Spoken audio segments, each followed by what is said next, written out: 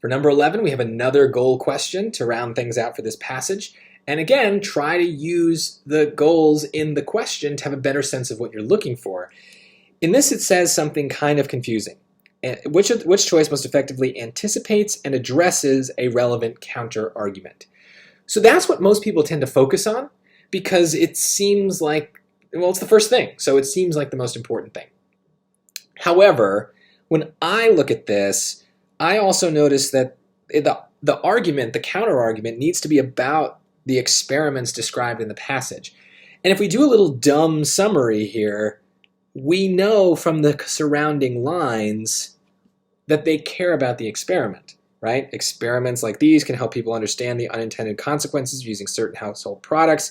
Selectively establishing remote study locations, such as experimental lakes area, can provide scientists with opportunities to safely conduct controlled research. This research can generate evidence solid enough to persuade policymakers to take action in favor of protecting the larger environment. So they're talking about the experiments that they did earlier with the lakes. So let's just see what's about that. Well, choice A, of course, regulating the use of certain chemical compounds can be a controversial issue. Yeah, no, that has nothing to do with the experiments. So it's not related. Maybe that's a counter-argument that they're addressing, right? Like some person might criticize this passage and say, well, you want to regulate phosphates, but it's tricky because there's good things that they do and people won't want to do it. There's some people are opposed to it. Yeah, sure. This feels like a trap choice because it's the kind of thing that you would write in your essays about, oh, well, there's both sides to every issue. Yeah, great. That's a counter-argument, I guess.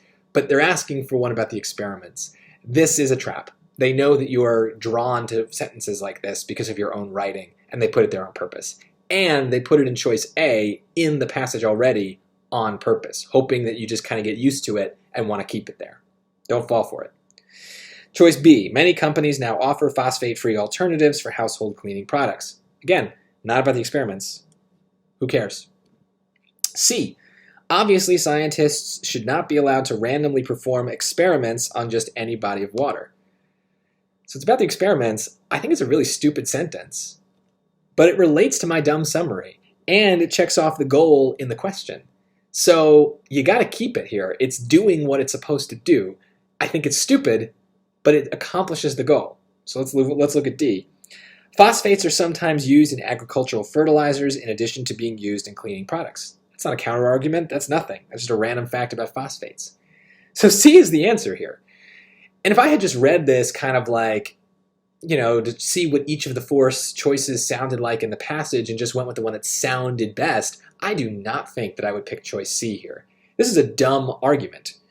Obviously, scientists should not be allowed to randomly perform experiments on just any body of water. Yeah, I guess. Like, who's making that argument? That's a stupid counter-argument. But it is a counter-argument. Someone might say, like, these experiments are bad because you're polluting the lakes that you're studying. Yeah, that's true. And so I guess anticipating it and addressing it is just a matter of saying it's a dumb argument. It's obviously wrong. So I get it. I get why it's a counter-argument. It's a dumb one, but our job here is not to pick the sentence that we would write in these lines. We are supposed to follow the goal, accomplish the goal that we are given in the question. The goal was clear. Talk about the experiments. Doesn't matter that you think the sentence is stupid. You have to pick it. It's the only one that accomplishes that goal. So when you are predicting the question, remember, these goal questions are about the ideas. So we're not listening for grammar. We're not listening for what sounds best to us. We have to go with the ideas that are presented in the passage and are requested in the question. This is a great one. This is a great question. A lot of people fall for it, but the answer is super obvious if you practice and learn what the SAT wants from you.